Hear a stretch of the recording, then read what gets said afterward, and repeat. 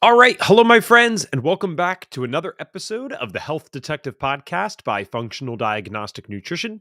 My name is Evan Transu, aka Detective Ev, and I will be your host for today's show. This is Lunch and Learn number 3 with Detective Ev and Lucy. And oh crap, I see a few of you already piling in. You're going to be very disappointed to find that it is only Detective Ev here today. Unfortunately, our friend Lucy is feeling a little under the weather. She did warn me yesterday, but was trying to push it through, and then this morning realized she was not going to be able to do it.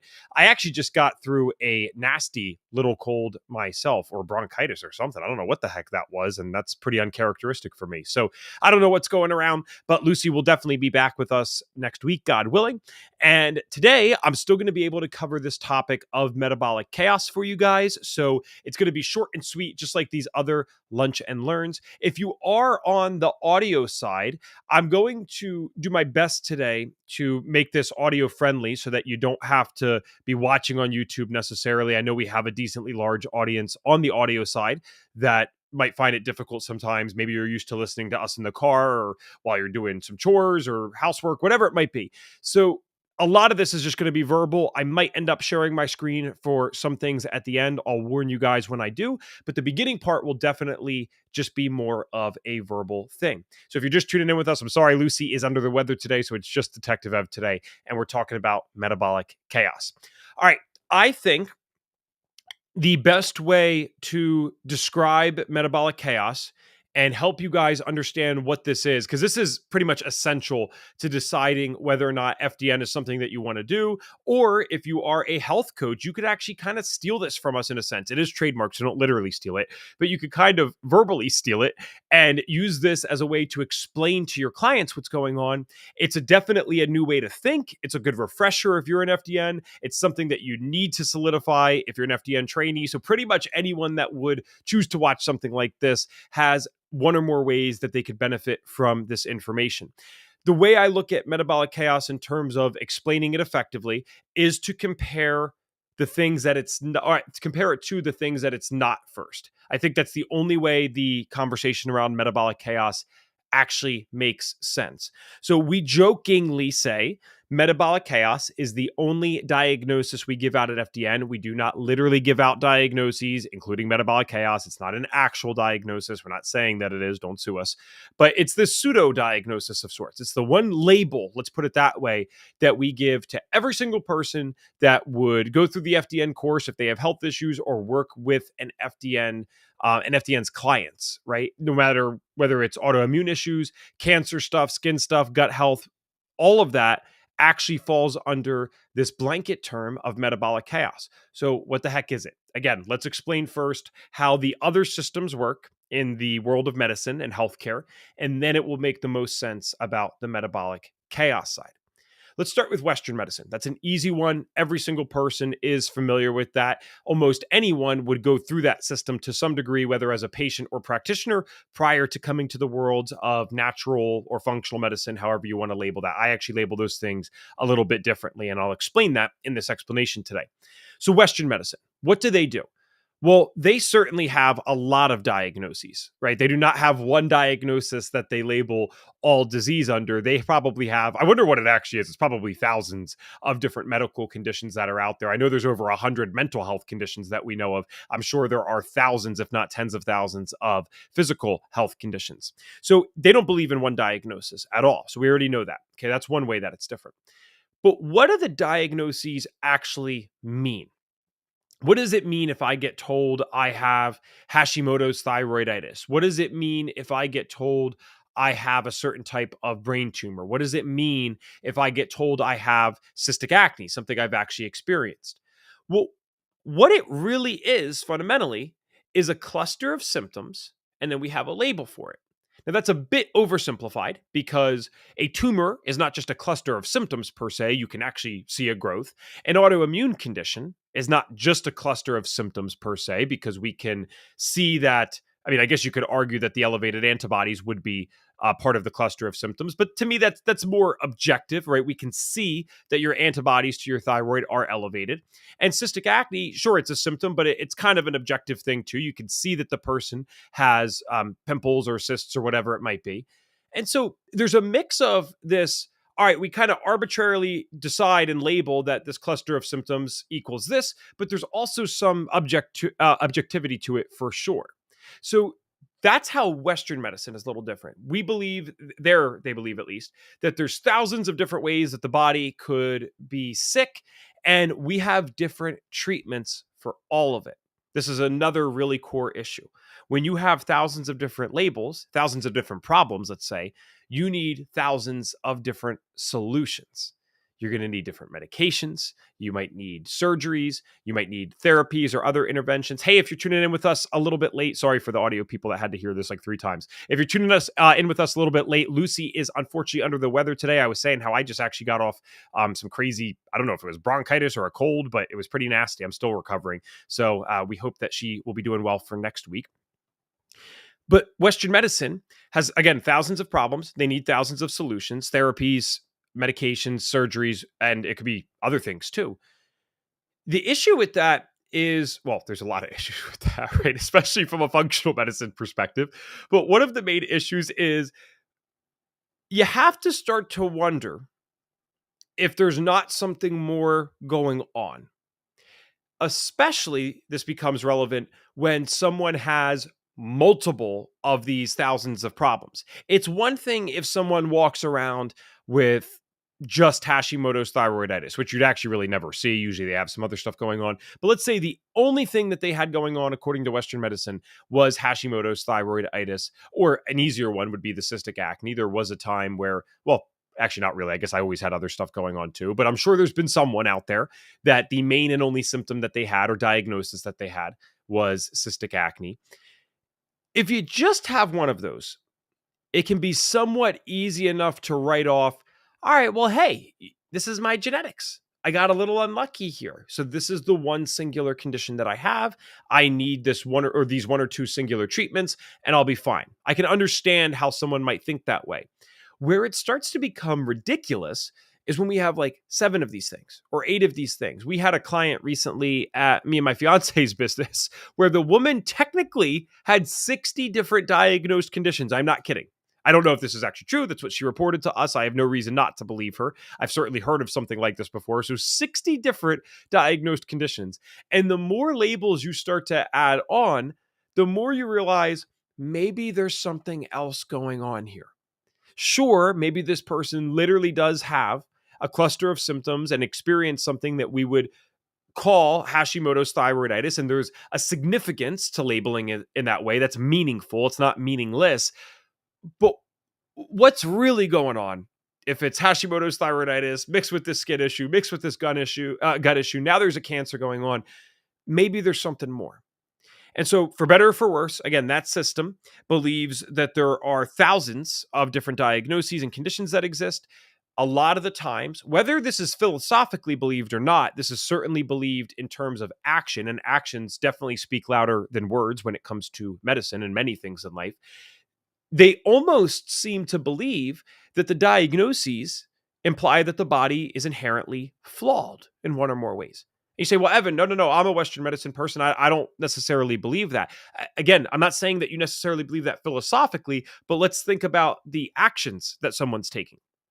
If I am treating something like depression with an SSRI, which I cannot be deficient in, I can't be deficient in Zoloft, for example. If I am treating cystic acne with Accutane, well, I can't be deficient in Accutane, isotretinoin. That doesn't make sense. You, through your actions, are treating the body as if it's inherently flawed. Because if you weren't, you wouldn't be giving it something that's completely unnatural. Do you see what I'm saying? Does that make sense? I hope people are picking that up and digesting that. How could you treat it with something that's not natural unless you believed that the disease state was an inherent flaw of the body through genetics or something else? You almost have to believe that with the actions that you're taking. So that's that system. There's a time and place. There certainly are times that I wouldn't say that the body's inherently flawed, but there is a major problem that is worthy of giving a diagnosis to and worthy of a short-term treatment. If I have a very serious bacterial infection or parasitic infection, for example, perhaps I want to take an antibiotic or an antiparasitic for that. And now I'm not a doctor, right? I'm not saying when or when not you should or shouldn't do those things. But I am saying that there's a time where if you're pretty damn sick, yeah, an antibiotic might be a life-saving thing that has consequences, but it was worth doing. For this other stuff that falls into the category, which most disease does, of long-term chronic health conditions, well, you might start to think, okay, is that just an inherent flaw or is there something else going on here, as I've mentioned a few times? So that's Western medicine. Thousands of different problems, thousands of different solutions, and more coming as we speak. And you almost have to admit that through the actions, that system believes that the body is inherently flawed. And the reason I'm mentioning a belief and almost prefacing it in this way before I get to the metabolic chaos thing is everything that we'll talk about at FDN is based in science. I think the only thing that can be looked at as a little bit more woo-woo is one of the beliefs that we have that the body is overall usually designed perfectly. And I'll explain that more in just a couple minutes. Western medicine we talked about. Let's move to natural medicine. And this will be much shorter because we already covered the Western side. Natural will overlap a lot with functional medicine. People will use these terms interchangeably. I loosely categorize natural medicine in a different category. Natural medicine to me, what it's become very often, is you're still treating symptoms with specific things. Generally speaking, though, it's not as aggressive. For example, I went to a naturopathic doctor when I was younger and sicker, and I didn't know about the FDN methodologies. I was very much open to alternative therapies because I had to be. Nothing else was working for me. But I didn't understand what would be an intelligent action towards better health or what would be an unintelligent action. I kind of just trusted blindly to some degree at that time. And this naturopathic doctor, God bless her, good person, do believe she meant well, just like my Western medicine people, for the record, that needs to be noted. I believe all these people meant well and were trying their best. There's a few things wrong with what she did, but one of the things was saying, okay, I think you have this. So it was some natural medicine label. I couldn't even remember what the heck it is now, but there was some label that was kind of thrown on it. And it could have been different depending on the person that came in. So she throws this label on, which is kind of, when you think about it, a fake diagnosis, because it wasn't a medical diagnosis, but it was a natural medicine diagnosis. So she throws it in there. And of course, as we know now, because we talked about the Western medicine side, a diagnosis, a specific problem, needs a specific solution. So this specific problem that she posed that I had now needed these sets of supplements. Worse yet, is that in natural medicine, what that normally means is we're going to test for things too. So we're basing our testing off whatever natural diagnosis we just gave you or a natural label we just gave you, which was based off of a cluster of symptoms that we arbitrarily decided somehow means this label. Okay, what could go wrong? Well, what went wrong for me is at the time, I was working at my family's restaurant. I was very young. I made about probably $2,000 a month, maybe $1,500 a month. And the sessions for the naturopathic doctor were about $300. And then you know how much the supplements are and you know how much the tests are. So I was, very lucky and fortunate that I was living with my parents at the time and had overall minimal expenses because I don't know how the hell I would have afforded this otherwise. I barely afforded it with that being the case. So I'm basically working an entire week to go do one session and deal with the resulting protocol that would come from that session. So what happened is not only did I get this kind of fake natural label from natural medicine, but we're going to test further based on that natural label. And you say, well, what's the problem with that? That's what we call at FDN. Reed Davis calls it this, the founder of FDN, the sounds like method. Oh, it sounds like you have a thyroid issue. Oh, it sounds like you have a gut issue. Oh, it sounds like you have a hormone issue. So what I'm going to do, because it sounds like that, is I'm going to try to validate my hypothesis with a specific test. We don't do that at FDN either. Again, this will all kind of make sense when we finish discussing these two things. So because this naturopathic doctor believed that I had this natural diagnosis, natural label, she ran a test to validate that.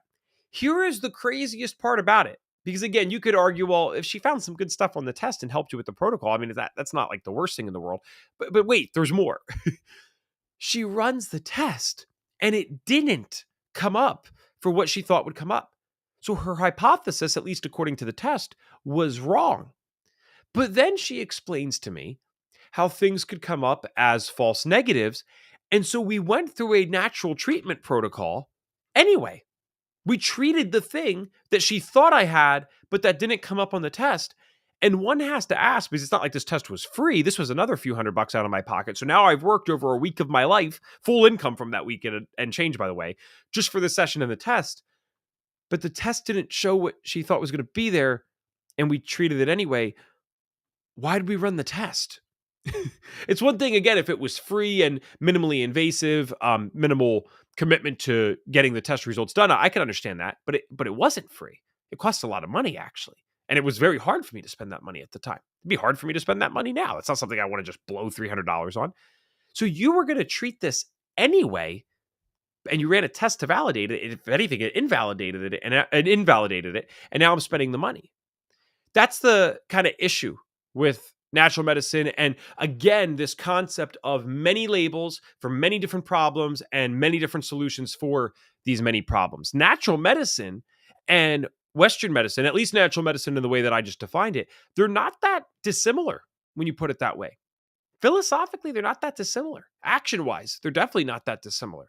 They're kind of doing the same thing, except one category is a lot less dangerous, generally. But at the same time, let's be honest, the results are often less significant.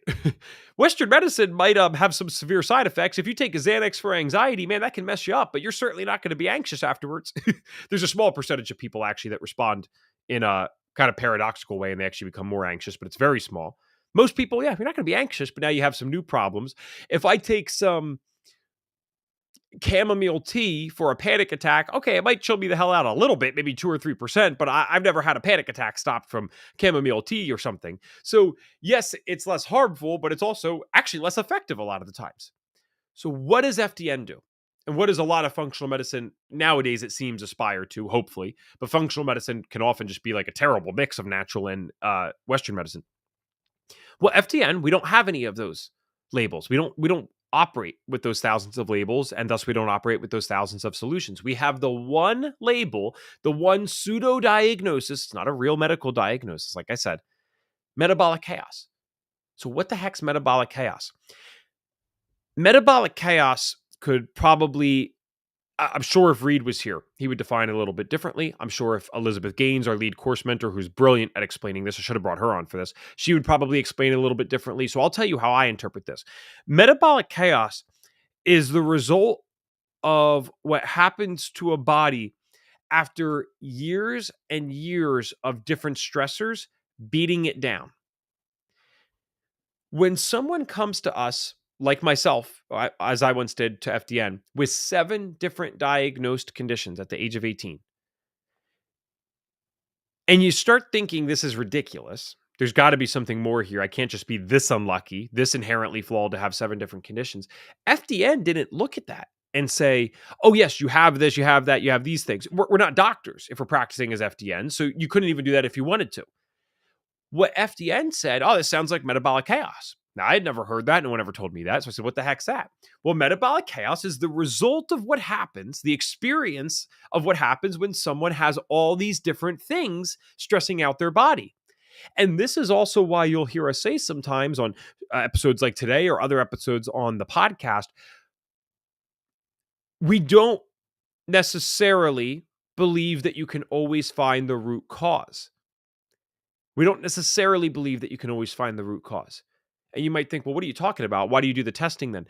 It's not that you can't find causal factors to disease, but to say that you have the root cause is a pretty bold statement. To say that I have the root cause of something means I found the thing that led to you getting sick, and once you address this, you'll 100% be good to go. That's a pretty bold statement, and some of you guys could probably relate to this, right? That's almost insulting half the time if we've been through some of these things for 10, 15, 20 years, and someone's telling us, yep, I have the one thing that can help you and fix you. That's not what metabolic chaos goes by. Metabolic chaos is when the body has been beaten down long enough that there are now so many potential root causes, you can't even really tell which one came first, nor did the one that came first, is it necessarily the same one that's actively affecting you today? What's a practical example of this? And by the way, for those on audio that I warned about slides, I have apparently decided here I'm not going to use slides. So don't worry, you're all good to go. An example of this would be Hypothetically, let's suppose someone had a gluten sensitivity from a very young age. Let's also assume they are in a completely normal state of health. They have a clean bill of health, but they have this gluten sensitivity and they live in the Western world. Let's say they live in America. So you get the best gluten in the world over here, nice and sprayed with glyphosate. It was genetically selected, not genetically modified, but genetically selected. So it's a little bit different than the wheat of Europe. So it's about as bad as it can get. And now you are eating cereal for breakfast, you have a sandwich for lunch, you have pasta for dinner, you got cookies for a snack. Every little thing that you're eating has gluten in it. So let's say I had that gluten sensitivity. Again, only thing, I know this is unrealistic, but let's say it's the only thing that was actually stressing out the body. Well, that gluten sensitivity over time, what can it do? It can do quite a few things. It could cause the body to create antibodies to other tissues in my body. So I could end up having a thyroid condition, an autoimmune thyroid condition because of this. I could end up having depression because of this. Not to mention anything that is causing an immune response, a food sensitivity or an allergy, that's going to basically create a chronic stress response. So now it could kind of affect the hypothalamic pituitary adrenal axis, which is what we discussed in episode 1 of our Lunch and Learn. So go 2 weeks back and you'll be able to check that out. Okay, now let's just use those examples. Let's use one of those examples. Let's say the thyroid condition. All right, so now I have a gluten sensitivity, which eventually manifested itself in another way as a thyroid condition. So now I have Hashimoto's thyroiditis, and I'm finding that I have excess weight gain. No matter what I do calorie wise, unless I literally starve myself, which is not safe, practical, or recommended, then I keep gaining weight. Well, now, because I have excess weight gain, there's other issues happening in my body. Maybe my blood pressure starts to go up. Maybe I start to have more inflammation and I have knee pain. So I'm not trying to be confusing, but I need you to picture this from the big picture because then you'll understand metabolic chaos and you'll understand how what we do is different than anywhere else, including Western medicine, including natural medicine. By the time someone comes to us, it's actually not even as simple as I just laid out, which you might have found kind of confusing. You're like, all right, I got to connect this dot and that dot. What really might happen to someone who comes to an FDN is there was a gluten sensitivity originally, hypothetically, we don't know that for sure, but let's use that example. That now caused a thyroid issue. The thyroid issue caused a weight issue. The weight issue caused a blood pressure and pain issue.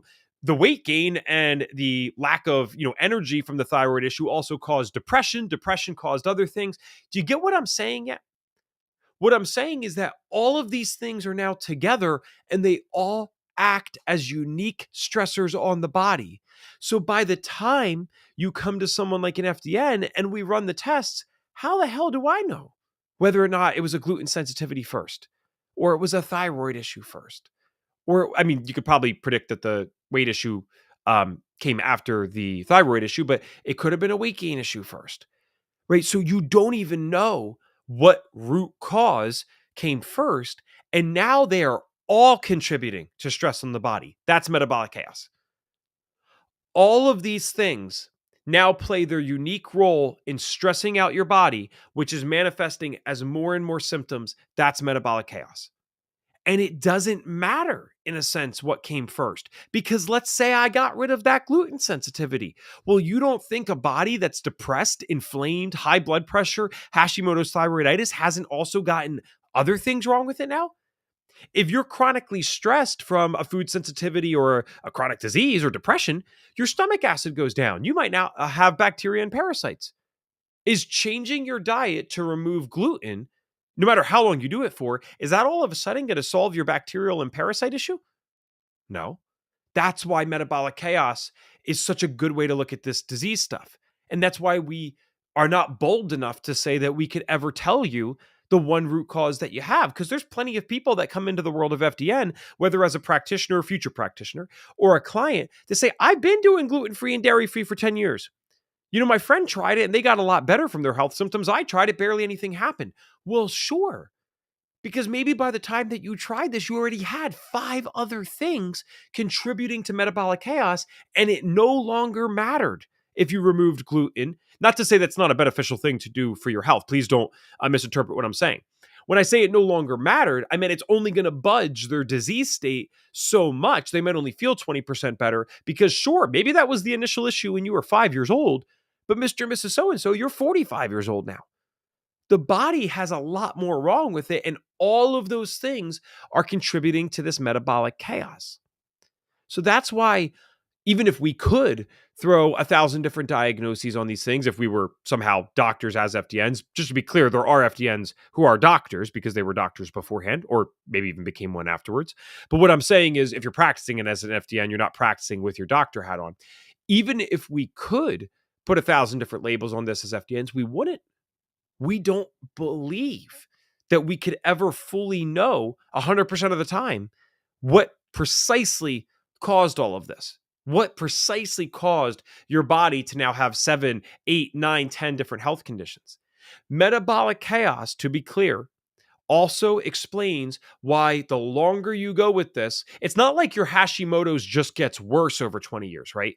If you, like, let's say you were really in the standard American diet lifestyle or the Western lifestyle before, it's not like your Hashimoto's just gets 10 times worse. That might be how you're experiencing it. It might feel that way. But usually what happens is another autoimmune issue pops up, or now you have skin issues, or now you have something like depression. You start to stack up other conditions. That is a very common thing that happens with metabolic chaos. So the reason we don't look at this as 1,000 different problems with 1,000 different solutions is because the issue is metabolic chaos. How do you solve for metabolic chaos? You look at what's going wrong in today's world. So we look at the things, this is the dress part of FDN, and we'll talk about this in a different lunch and learn. I don't want to be confusing, but our dress program is basically the lifestyle side of FDN. Dress is something that could be implemented by anyone, regardless of whether or not they ever ran a lab test with us. So we're doing diet, rest, it's an acronym, diet, rest, exercise, stress reduction, and supplementation. We'd be very careful with this if there was no testing to back up why we're supplementing, but you still could supplement certain things for individuals even without testing. You would just be much more conservative with it. So the lifestyle stuff, through probably no intention or real fault of your own, was not being done at some point in your life. You know, maybe you were just a kid like me at one point and your parents loved you, but they didn't know any better. And so they're living in this standard American lifestyle with all the food and chemicals, and you're living in it too. And now you start to get sick, right? So that could be how that starts to happen. So you're not doing the dress stuff, but then we do testing at FDN. It's not just a lifestyle program. It's not just a basic health coaching program. Nothing wrong with that. That's a good thing to always learn, but it's not just a basic health coaching program, because we realize that there's very unique stressors that start to build up in the body. Whether or not they're the root cause initially, we don't know, but there's very unique stressors that start to build up when someone has been living out of alignment with how we were intended to live ancestrally for a long period of time. Yes, you get hormone issues. Yes, a lot of people have bacteria and parasites. Yes, a lot of people have other gut issues and digestive issues. So that's what the testing is for. That's why we have the testing as a core part of FDN. We need to figure out, all right, how messed up did your body get? And where can we support you, not treat you? That's completely different. Where can we support your body specifically? Where have things really gone wrong so that we can boost this up while we're doing the lifestyle stuff so that you never need this again? You never need this again. We'll continue to do the lifestyle stuff for the rest of your life so that you can actually prevent these things in the future. And what does this also imply? It's a point that I made earlier that I said I would go back to. It's founded on a belief. The rest of this is completely science-based. The one part you need to follow us on with a belief is that the body was designed overall perfectly. Of course, someone might argue that if someone had a severe genetic condition, for example, if someone was born with Down syndrome, no, I'm not suggesting here that you start doing the ancestral living and all of a sudden it would reverse that. That's asinine. I'm not saying that whatsoever. And, you know, I guess spiritually, you could say maybe that person is perfect in their own way and they're here for a reason. They're some of the most inspiring and happy people you'll ever meet. But that's a different conversation. I get that. Generally, the body is in a perfect state of health, or was designed at least to be in a perfect state of health. And by not living in alignment with how we were intended to live, things go awry. And depending on what genetics you have or don't have, then that's where your specific disease states come up. So Western medicine, through actions, not necessarily through thinking, but through actions, believes the body must be inherently flawed. And the reason I say that so confidently is because you would not treat the many diseases that they label people with with things that are unnatural unless you believe that the body was inherently flawed. If the body's inherently flawed, then that is going to require sometimes unnatural intervention. If it's not inherently flawed, then really the only thing it should require is natural intervention. It should be able to self correct if you give it the right tools. If you give it the right input, it gives you the right output. Natural medicine, often through action, is clearly believing the same thing because they'll do this same stuff with supplements. At least the supplements might be a little more natural. I'll give them that. But, depression is not necessarily just as simple as a serotonin or dopamine deficiency, right? There's probably something else going on that led to that. So even if they say, okay, you have depression, Mr. and Mrs. So-and-so, and we're going to give you tryptophan or 5-HTP or L-tyrosine instead of, an SSRI or some of those things, which I'm not saying you should do. That's not medical advice. I'm saying perhaps a natural medicine doctor might suggest something like that. Well, that's great. It's a little safer probably than the medicines, but were you really just deficient in that? That was the only reason that you had depression? Or was there something else going on that led to your body expressing your genetics that allow you to get depressed? Because there's some people that are sick as dogs, they'll never get depressed, right? That's one of the first things that happens to me when I get sick or when I'm not living in alignment is I start to feel extremely down. I start to feel extremely unmotivated. I'm not able to do the things that I need to do on a daily basis. So that's Western and natural. Functional diagnostic nutrition. We don't label any of that stuff with thousands of different labels. We say, you know what the hell this is? This is metabolic chaos.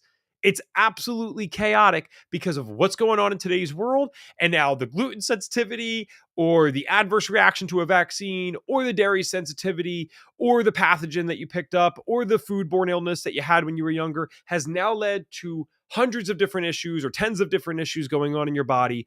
And you have all these different diagnoses through Western medicine. We don't care about that. We say, what are the major things that have gone wrong? Let's look at your stress hormones. Let's look at your gut.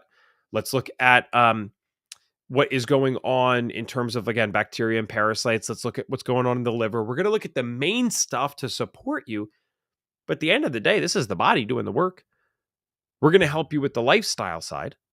And then metabolic chaos will naturally resolve itself given enough time because the body, this is the belief part, the body was designed to be healthy. So if you understand that belief and you understand the actions that are necessary with the lifestyle side, then you understand metabolic chaos.